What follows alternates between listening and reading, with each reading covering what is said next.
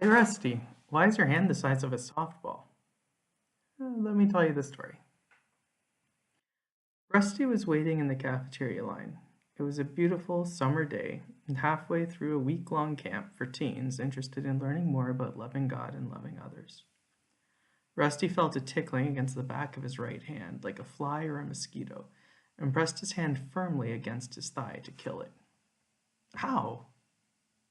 Lifting his arm, Rusty noticed half of a striped insect sticking out of the back of his hand, the other half smeared on his jeans. One of the reasons Rusty was enjoying the camp so much was because sickness had often kept him from participating in team sports, and the camp offered creative, unique sports, like getting a slime-covered beach ball in the middle of a jello-filled tarp away from an opponent, that tended to put everyone on an equal playing field regardless of traditional sports skills. During these periods of sickness, Rusty had been warned that he might be allergic to bees, and to be alert the first time he was stung. So Rusty promptly left his place in line and ran across the campground to the nurse's station. The nursing student on call looked Rusty's hand over and gave him a reassuring smile. "You aren't allergic. You're hot and sweaty from your run, and you've been pumping your blood all over. The welt looks a little bigger than I would have expected, but if you were actually allergic with that extra exertion, you would already have swollen up and died from not being able to breathe." Rusty, with his worries eased, jogged back to the cafeteria, got into line, and absent-mindedly scratched at his back as he waited to get his food. Then he rushed through dinner to be able to have time to get changed into non-sweaty clothes before chapel that evening. Now, I'm still not sure if it was because the admissions office had a weird sense of humor, were assigning bunks by alphabetical order, or just coincidence. However, 3 of the 4 people in the room either shared names or had very similar names. We decided to refer to ourselves as Russ, Rusty, and Russell to avoid confusion. You'll figure out which one I was by the end of the story. We got along great and had a very similar sense of room cleanliness. 4 days into the camp, our pet Pile had grown to cover half the floor, and Russell swore he'd seen it move and eat a chipmunk that had wandered into our cabin the day before. Prodding its edges carefully, Rusty found a dry shirt with a few less wrinkles and started getting changed. Russ called out from where he was reading a Bible on his bunk across the room. "Rusty, what happened? You have splotches all over your back." Rusty looked down and noticed that his chest and upper arms had welts breaking out all over them. Stretching his waistband, he saw small red marks forming on his legs and lower body as well. Russ jumped off his bunk and stared closely at Rusty's face. "It's smaller, but they're on your face and neck too." Rusty raced back to the nurse's station for a second time and pounded on the door. It took a while, as the nursing student was getting changed for chapel as well, but eventually she opened the door and let him in. She looked him over thoughtfully. "Well, this is the oddest reaction to an insect bite I've ever seen, but I still don't think you're deathly allergic, otherwise you'd already be dead. It'll likely be uncomfortable and itchy for a while, but I don't think it's anything to worry about. Here, take some Benadryl to help with the itchiness, and feel free to skip service and sleep it off if you need to." Trying hard not to scratch, Rusty returned to his room, finished changing, and snuck into the back of chapel a little late. Russ waved him over to a spot of pew he had saved. "Did you get looked at? Your face looks a lot worse." Rusty felt at his now lumpy face and nodded. "She said I just have to sleep it off." Russ shrugged and returned to singing worship songs. Rusty tried to join the worship, but the itchy was driving him crazy. He tapped Russ on the shoulder. "Will you pray with me for God to heal me?" Russ nodded, and they prayed. Among other things, Rusty added, "I can't sit here clawing at my skin the whole service. It would be distracting. Please heal me. I know you can. But if you don't, I'll just go back to the cabin and sleep." Rusty tried to sit through one more worship song, but eventually gave up and left the building, making it as far as the attached prayer chapel before lying down on a pew there and falling asleep. Now, I have a question for you. How would you define the greatest miracle Jesus could do in this situation?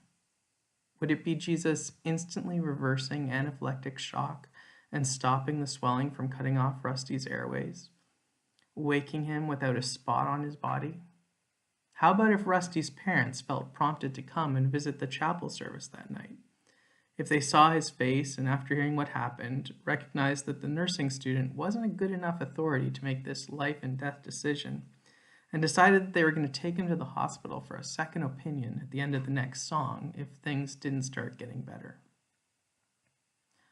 What about the miracle of Rusty getting to spend eternity with his heavenly Father because of what Jesus did on the cross, regardless of if he died that night or not? The promise of a new body, one that didn't have the same restrictions as the one he had here on this planet, that's still suffering from sin's curse. I firmly believe Rusty would have chosen the third option as the greatest miracle. In my life, I've experienced all three types of miracles, and I'm grateful for growing in awareness to be able to see him at work in everything from intervention that can't be explained away, to coincidences, to having to work through the excruciating process of biblical lament, fully acknowledging feelings of grief, loss, and anger to God, and then allowing him to slowly provide the perspective that shows he's still loving and powerful, and we can still trust him with our lives. In particular, I think of Acts chapter 12 and the contrast between James's story and Peter's. Many of the stories I put up on this blog will be stories of God interacting with me. They're true stories and stories that I hope will encourage, challenge, and increase understanding. I'll be honest with you, only changing some names for the purpose of privacy or safety. I pray that when I share a story of a time when God did an obvious miracle, that if you're going through a time of grieving and wondering why your story is different, that you won't feel like I'm suggesting that if you'd only been more like me, it would have worked. Similarly, I pray that when I share a story of how God did a miracle that I could only get glimpses of after years of lament and prayer, that you won't feel like I'm suggesting that it implies God's powerless or has a lack of love. I don't know why he chooses the way he does sometimes, but I do know that no matter how it seems, he loves us and we can trust him. Ultimately, I'll just be telling my story and trying to point to his enoughness, how he's the pearl that's worth any cost. And speaking of telling my story, I guess I should get back to it. I woke up before the end of the song that they'd been singing when I fell asleep, and I felt different. I ran my fingers over my face, and its normal proportions were restored. I pulled my shirt off and looked myself over. There wasn't a single splotch of red or swelling anywhere. Then I turned my right hand over and saw one tiny red spot left in the middle of it. I looked up. You missed one. I'm just kidding. This is great. Thanks so much. I pulled my shirt back on and bumped into my parents as I returned to the service. They'd seen me earlier and were preparing to take me to the hospital. Their eyes widened in amazement as they looked me over. I got a similar reaction from Russ as I squeezed back into the pew next to him. Why did God leave the one spot?